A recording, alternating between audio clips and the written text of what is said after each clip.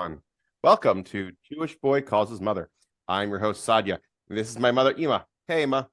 Hello, my sweetness. So how did your week go? Busy. I'm Best to sipping. be always best to be busy than the opposite. Yeah, you're enjoying your tea? Yes, I am. But I would enjoy more if it weren't so late at night. My chutzpah coffee. Oh, with the chutzpah coffee, of course. Yes, I'm waiting Strong, for delicious. I'm waiting for my free mug. You'll get it soon. It's in the mail. Are they gonna send me a free bag of coffee too? You're gonna have to buy that. It's really good, but you're gonna have to. I know. They can at least Okay. give me a free bag of coffee. So I know you had some ideas of stuff you wanted to talk about, some stuff as well. I'm trying to remember, we mentioned this earlier. You were talking about like a movie you were trying to get a hold of and you couldn't ever find out the title. And there was something else you wanted to talk about as well. Well, jokes that like that. Jokes that like you tease somebody or you tell a joke and the other person just doesn't get it. Like one time your father was getting on my case about me gaining too much weight, said I need to lose weight. So I said to him, how about I lose 250 pounds? And he says, you're not over 250 pounds. What are you talking about? Get the joke? Yeah, I do, Eva. And it bombed just now as it did before. Waka, waka, waka. Yeah, no, I've had that before. Then there was in camp. And when I was a music counselor in camp, and there was a girl who had a horrible voice. And she wanted to know, it wasn't a camper, it wasn't a kid. It was one of the adult counselors there. And so she wanted to know if there was a possibility of me making, of her being in the choir, but this, being in the choir. I told her, yeah, I would give her the bullfrog solo from Sounds of the Pond. And she says, really? She says, how does that go? I've never heard that piece. Oh gosh. And you were talking about a movie you couldn't find the information on? Yeah, here was the movie. It was a very interesting movie. It had to be somewhere around 1960, 61, something like that. Because I think I was around 10 years old. I remember the kids in school talking about it. Because what it took place in Africa. I don't know if they filmed it on location, but they wanted to make it was either filmed on location with actual tribesmen, or they made it look very, very realistic. And of course, the people living in the interior in Africa, the tribesmen, for the most part, most of the tribes wear very little clothing. And so it showed them in the movie, just how they either actually look or probably look, whatever. And of course, we being like 10, 11-year-old kids, we're all giggling about that movie. Everybody's naked in that movie, ha, ha, ha, type thing. Okay, these are kids. But I was thinking back to that movie. It was a very interesting movie, and I would like to find it again and watch it as an adult. What happens in the movie is that there's this, I forget if the man was American or British. He's an elderly man, and his daughter and son-in-law had gone to Africa. And I don't know if they had gone there with a baby or if she had the baby in Africa, but he knew his daughter and his son-in-law had died in Africa. I don't know if they were killed or died from disease or whatever. I remember that they were dead. And he had rumors that the baby was still alive. So he sends this American couple who were professional explorers to go to this part of Africa where his son and his daughter and his son-in-law had last been, to his knowledge, and to try to find this baby. It was a baby girl. So the explorer, I don't know how it is that he finds her, but I remember the scene where the tribesmen, he's exploring the area, and these tribe people grab him thinking he's an enemy. And they have him down on the ground, and they have spears around him, and they're trying to decide, obviously they're trying to decide whether or not to kill him. So they bring the queen of their tribe, who they worship like a goddess, to the side, and they bring her over to see the man. And lo and behold, it's her. That evidently these tribal people must have found her in the jungle, and her being very, very white and blonde and blue-eyed, they thought she was some type of goddess. And she was now the head of their tribe, and she was very, very respected and revered. And she looks at the man, at this explorer that they captured, and they're trying to decide whether or not to kill him. And she looks at him, and she orders them to let him go. He looks nice to her. He looks like a nice man. And she orders the tribes people to let him go, which they do. So he goes back to base camp, and he confers with the other people around him, especially with this. I don't know if it's his wife or if it's a co-worker. I forgot. I guess I was only 10 years old when I saw the movie. But I remember there was a woman with him, and they're trying to decide how can they get this girl, now they found her, to come back with them. And they don't speak her language. She doesn't speak their language. And they know for sure, she being the head of the tribe and having been raised, there's no way that she's going to voluntarily go back with them. So they have an idea. They decide they're going to actually trap her, like you would capture a tiger, whatever.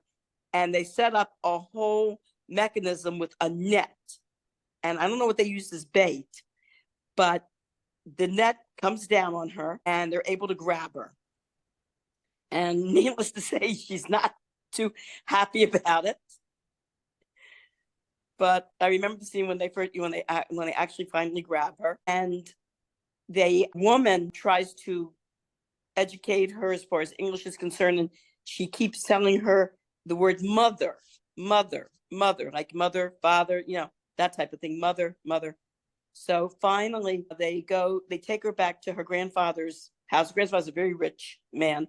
They take her back to her grandfather's estate, and the grandfather has a big portrait of his daughter in the living room. And I remember the scene where he puts his arm around his granddaughter and he points to the picture and he says, "Child, can you tell me who that is?" And the only word she knows in English is mother. So she goes, "Mother." And of course she is just, totally enthralled with his granddaughter. She's a very pretty woman, very pretty young girl. I think she's supposed to be a teenager. And I remember the scene where she goes into the bathroom and sees the bathtub. And she turns on the bath water and she's watching the water go through the faucet. And she's never seen anything like this before. And she's looking at it. She puts her hand under it. And it's like, wow, she's there smiling and giggling. Wow, you're like a waterfall. This is a little waterfall that's going through the bathtub. Then she accidentally hits against the shower and the shower comes down and she gets scared. And she runs out of the bathroom. Of course, everybody in the audience is, laughs at that scene. Well, later on in the movie,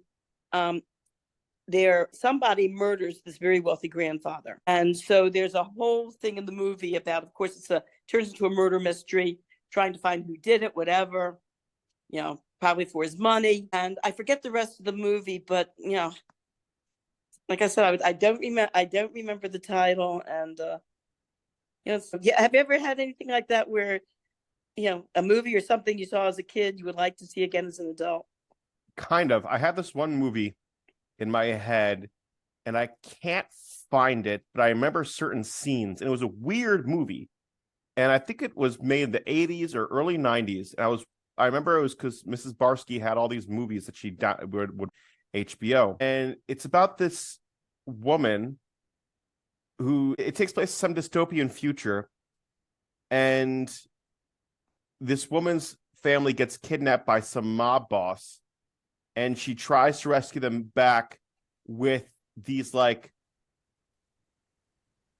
furry animal human creatures. And there's this one part where there's this one of the girl who's kidnapped, because it's one of her daughters, I think. She has this mechanism called a clap, and you find out that a clap is this steel ball that when you clap your hands, spikes come out of it. And it was like an adventure movie, but it was I would love to figure out what it was. And I've Googled it a couple of times and I've looked for it a couple of times, and I just can't seem to find it or understand it. And I remember even asking the family, like, has anyone ever seen this movie? But I've gotten nothing. I was hoping you could talk about when you were a 14-year-old girl asking for voice lessons, if you could elaborate on that story. Yes, what happened was my parents didn't have money for private lessons. And I wanted private violin lessons, and they said no. And I was very disappointed. I even tried one time too. I thought maybe if I practice a whole day, they'll give in. And I was practicing a whole day. And I hate to say it, my older sister blew my cover. She ran to my parents and said, "She's just practicing a whole day, so you'll give her private violin lessons." I still hold it against her to today. Okay. I don't believe in holding intervention. No, I'm of course joking. not. I'm joking. I know. mean, It's we a were joke. kids, forget it, Yeah. But so when I was 14, I always got all these compliments about my singing. I was one of these kids that got solos in the choir. And then it occurred to me, I thought, you know what? I wonder if Peabody Institute has scholarships. And so I called them. 14-year-old kid. In fact, I was 14. I called them and they said, yes, they do offer scholarships. You have to audition. So my mother and I took the bus. My mother came with me and took the bus and I auditioned. And what I couldn't get over was, to me, the audition was nothing. It was like I sang and the woman said, wow, she was really impressed with my voice, who tested me. And then she was tapping out these rhythms and she wanted me to tap them back to her. And as I was tapping them back, she looks at my mother, she goes, wow, she tapped those rhythms exactly. I thought to myself, what's so hard about that? Doesn't everybody do that? To me, it was nothing. It was like drinking water. And then she played different notes on the piano and wanted me to sing whatever note she played. And she said, wow, she's right on pitch. I thought, what was so hard about that? Doesn't everybody sing on pitch? Then years later, of course, I graduated college and became a music teacher. And then I really appreciated how this woman felt, because there are people who cannot sing on pitch. You play for them a pitch, and you know something? It's not really their fault. I realize now a lot of it's very biological. You either have the neurons in your brain to be able to hear these things and pick them up, or it's something you're born with, or you don't. It's like any other talent. You've got to be born with the potential. Now, I've had some voice students who had a hard time distinguishing pitches. And what I did was, the way I trained them was I used kinesthetic training. In other words, take your hand, and as I went up each pitch, I said, move your hand with me as we go up. And combining the sound of the pitch with movement, eventually, as the lessons went on, eventually they were able to sing on pitch. I had a friend in college, in fact, who came to me in a panic. I don't know if we went over this one time. He played in a band. I think we've talked about this briefly, but we couldn't say it again. So he played in this band and he played keyboard. Well, the new band manager said, I want everyone to sing. You cannot be in this band. I don't care what instrument you're playing, unless you can sing. Everyone in this band is going to sing. What can I tell you? The bullfrog solo from Sounds of the Pond. Yeah. So he comes to me in a panic. You have to teach me to sing, or I'm out of the bed. You got to teach me.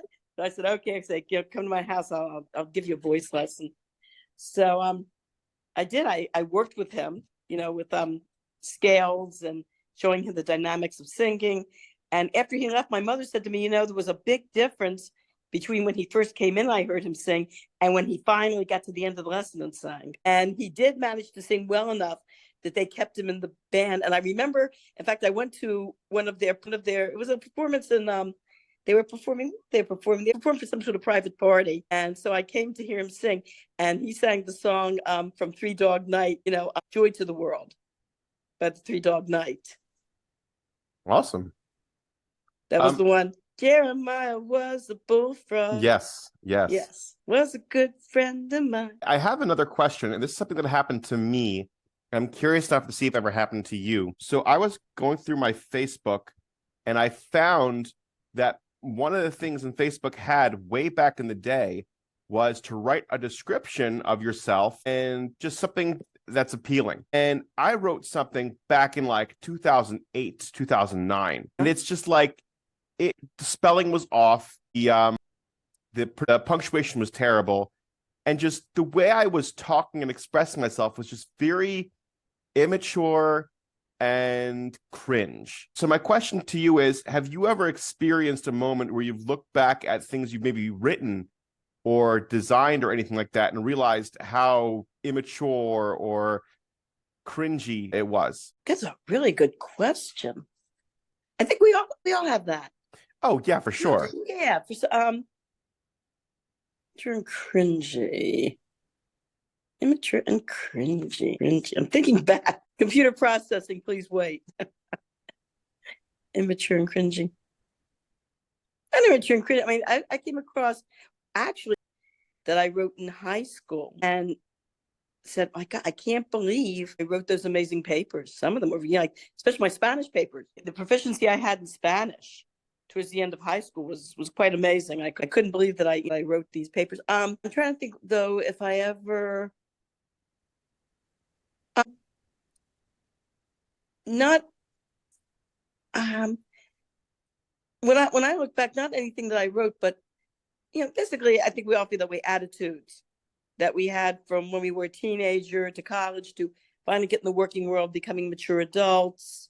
We all go through this and we look back at things we said, things we thought, and thought, how could I have been so stupid? Now, there was one thing though, when I was in high school and read Sinclair Lewis's book, Aerosmith, and being a rebellious teenager, I thought Aerosmith was really cool. I thought he was out there to go against the establishment and to rebel against society. And, wow, that was the way to go. Your sister Pesci was extremely mature for high school because when she read Aerosmith, she saw him for the immature man he really was. I didn't at the time. She did, even as a teenager. Saw him for how immature he was. Can you elaborate on that?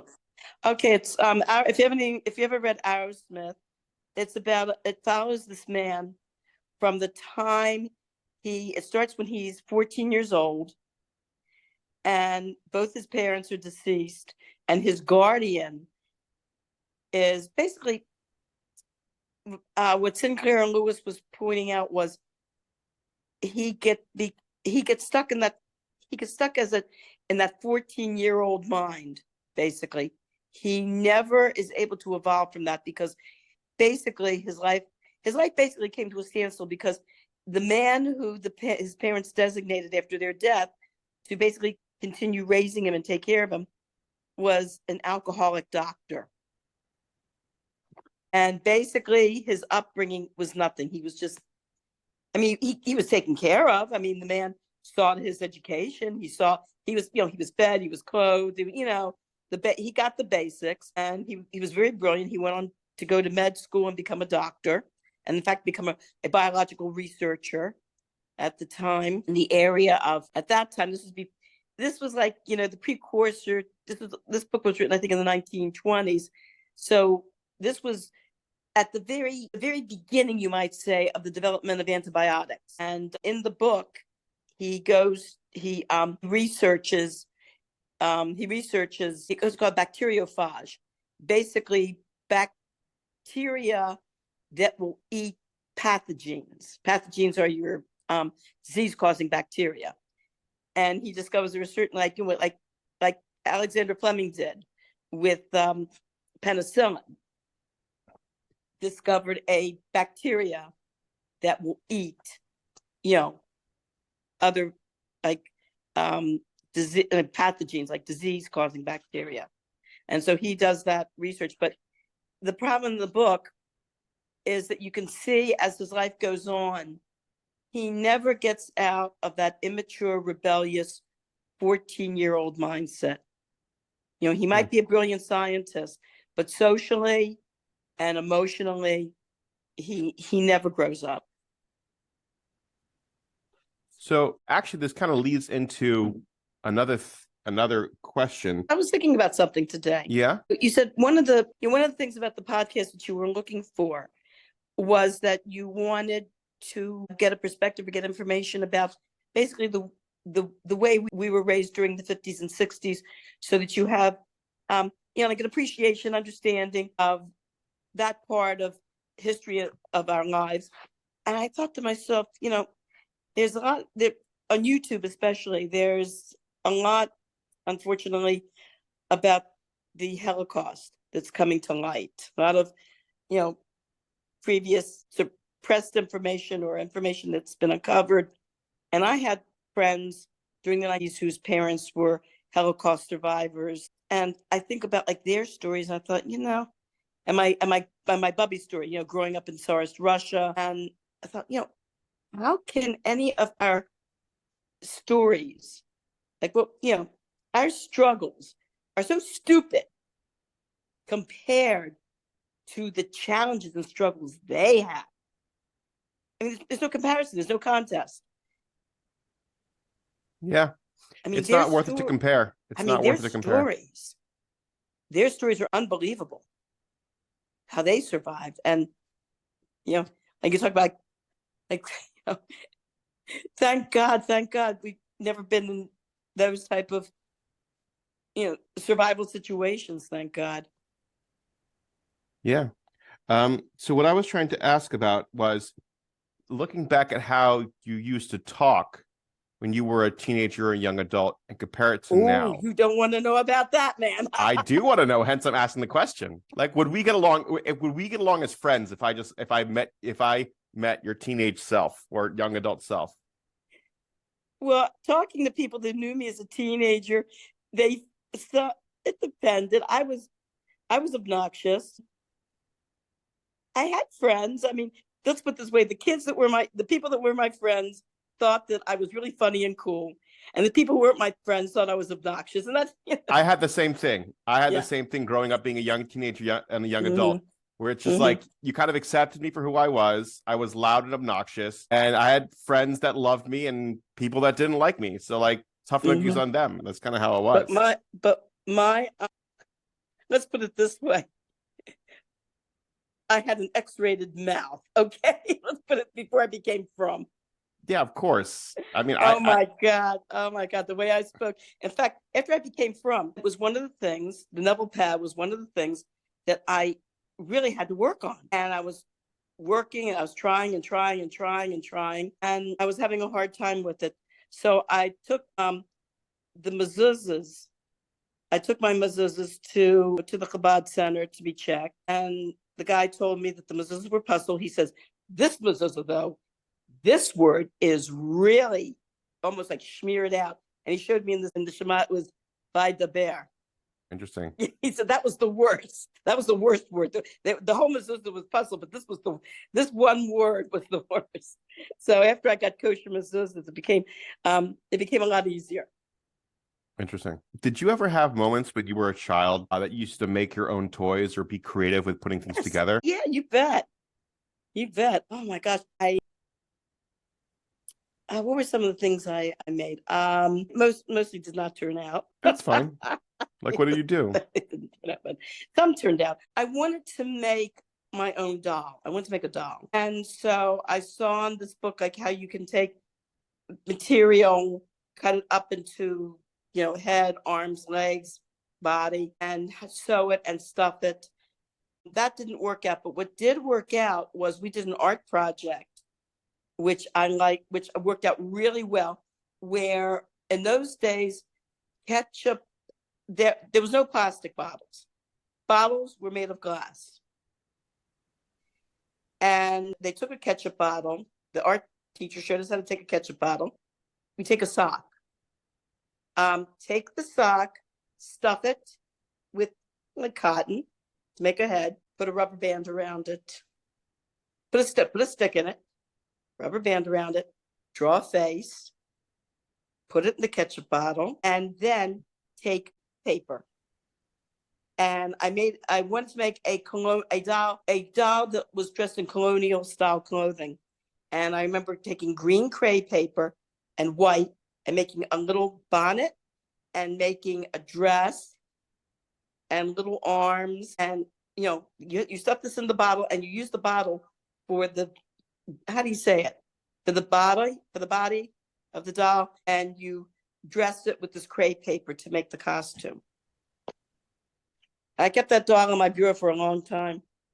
It just disappeared over years? Well, got broken. Oh, got broken. It's kind of a sad story. Awesome. And what happened was my mother had this it was a donkey, and inside the donkey, you put a plant. I accidentally knocked it over and broke it. not meaning to. Okay. My mother, to teach me a lesson about how she felt about this cute little donkey plant of hers being broken, took that doll and threw it and broke it. She felt badly about it afterwards, and she apologized, and she said, she just felt so badly about this cute little planter that she had bought and liked so much. So she, wanted to teach me a lesson to be more careful. Yeah, I think over the years we've all kind of realized how that doesn't help. Well, that's another thing as parents, there are, listen, parents do a lot of things that they regret later. I mean, the way you draw the line, of course, is God forbid criminal. Yeah, of criminal course. activity. But if it's not criminal activity, if it's, misjudgment, if it's, saying things to, parents all say things to their kids on the spur of the moment. They get angry at them. They say things that they don't mean. And, can I say we're human beings? We all do this. Well, it's about stop beating yourselves up when we screw up. I think that's something that's very important about not beating yourself up, Yeah, you don't have to beat yourself up. There are plenty of people around you that'll be happy to do it for you. Yeah, just ignore them. Was there ever a part of your life where you realized you weren't going to be the next big thing and accepted your mediocrity? Yes, very, very recently, actually. Oh, really? I was listening to this recording of she made this woman. I met her, by the way. She calls herself Mora Music. Mm-hmm. And in the 1980s, she made all these wonderful recordings of Chabad music for children with, like exercise using Chabad melodies. And she sings and she plays the piano. In fact, her grandson last year had his birthday party in the nursery, and she came and brought her keyboard. Very talented woman, amazingly talented. The songs, the recordings that she did are amazing. And I was doing music that day when she came in with her piano to do music for her grandson's class. And I said to one of the teachers there, Mora Music, I said, I'm sorry. I said, I can't compete. And the teacher said to me, oh, Zalka, you're okay. What you do here is okay, it's appreciated. But I was listening, all the teachers in the preschool play her recordings for their classes. And I was listening to it today and thought, I've made up songs and, stories, and I recorded it on my phone and I passed them out to some of the teachers to use in their classrooms. But you know what? I can't compare to this woman. Interesting. So my question then is, was there ever a moment, I guess, when you were a teenager or maybe a young adult, or maybe when you became from where you started realizing that your dreams have changed? Wow, that's a good question. Dreams have changed. That's a process of maturing for everybody. I think, I've met a lot of people who had dreams of becoming, say, something great or a certain profession, and then realizing that they have no talent for it. I don't know if we discussed this in another podcast, but there was a very famous writer, Somerset Maugham, who in many of his writings goes into that. About many of the characters in his writings are people that have to come to terms with that. So how did you come to terms with it? How did you really decide that maybe you weren't going to be an opera singer or you weren't be the president of the United States? Well, let's put the way the president of the United States is going, I'm glad I'm not president of the United States. I don't think I will want that job. I think that I had to come to points in my life where I had to ask myself, what is important to you? What really matters to you? And I think a lot of women in this day and age go through this, where career versus home and family. And when you start having children and you start seeing how important it is to take care of them, it's a choice that a lot of women have to make. Do I turn over the raising of my children to babysitters or to a nanny, and work on my career? Or do I forget my career or put it on the side and concentrate on my family? And I realized that if anything were to go wrong, with my kids because I didn't raise them properly or because I wasn't there for them. Forget the money, forget the career. It would mean nothing to me. It would mean totally, absolutely nothing if any of my children were to get into any type of trouble because I wasn't there for them. See, it's interesting you said that because I was in a van. I was traveling today, and the van driver was talking about their son, and they were on the phone with their son where they weren't feeling very well and they might have to go to the hospital. And she was contemplating whether she should continue her now and then have like maybe her husband or someone else come and take care of her son, or she should just stop, take a pause, and just leave work. And we were all like, just go leave work, you got to take care of your kid. If something happens, you like what would happen to you, and as there, I guess, what was that moment for you where you're like, oh, I really need to be there for my kids. I can't just be doing this for myself. I think quite honest, when Etty was really when she was born. When she was born. Interesting. That happened right away. I know a lot of women who have felt the same. It also depends upon technology at the time and career. Like if you're working a job where, like in today's day, and now, with the technology today, you can work behind a computer at your home and have your kids there too. Yeah. I mean, just so that the paperwork, just so whatever task you're doing at the end of the day is done on time and sent. And I know people that are able to do it, but in my day, we didn't have that technology. In my day, when you worked, you had to be there. You had to go to the office and you had to work. You didn't have that option. It was, computer science was in its infancy, you might say. Well, that's why I think. Nobody had home computers at the time. There were no home computers at that time. 1979. There was the possibility, but I told you about the call I got in the mid 1980s about the home computer for $1,000. Yeah, we talked about that, where it was like, what does it do? Play games. For $1,000, I'll go to the store and buy a bunch of board games. Exactly.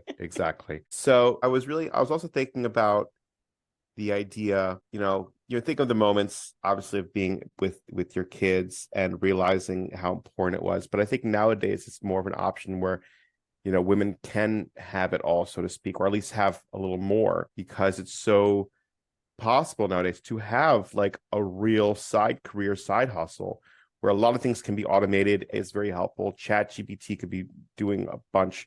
So a lot of stuff that you think, I need a long time to go through. I need to really figure this stuff out. And like now it's like you don't need that long to go through. You don't need that much to figure out, where you can do a lot of more legwork, other ways. But you should know there've been some occasions where with some financial stuff that I need some information that I need, like from one of your siblings, and on the phone, and they had to check me out. It says, Ema, I've got to check you out to make sure this is really you and not AI. And they had to ask me some very, like some personal, like some questions about our family that only I would know. Yeah. Like personal incidences and this and that, like what happened when I did this, da, da, da, da. And then when I answered them correctly, so okay, now I know it's you. But it's sad. And now it's kind of, it's kind of sad in a way that we have to really be very careful now with AI. It's the next thing, it's just because everyone talked about ATMs and how ATMs back in the 70s were going to just destroy, the brick and mortar banks with the bank tellers. And sure enough, that's not true. It just became another avenue, but it didn't completely get rid of a bank teller. And I think that's what I see with AI, where it's not going to get rid of everything. It's going to make things more mainstream, because like with Google now, like I Google something, and normally back in the day, like maybe about a year or two ago, I would have to sift through a lot of websites to find my answer that I personally am looking for. AI now has crafted this thing where they're really able to pinpoint what I'm asking and explain everything in like a nice short paragraph, so I don't have to go through any websites. Mm. You know? Well, when I tell you kids about like what your father and I went through when we were in school and we had to do research papers, don't ask. The time you spent hours, if not days, if not weeks, in the library with Mhm. stacks of books Yeah. and note cards and just sifting through all these books to find the information you need and write them down on your note cards. And so most of your hours of research was just collecting the information on these note cards, the writing.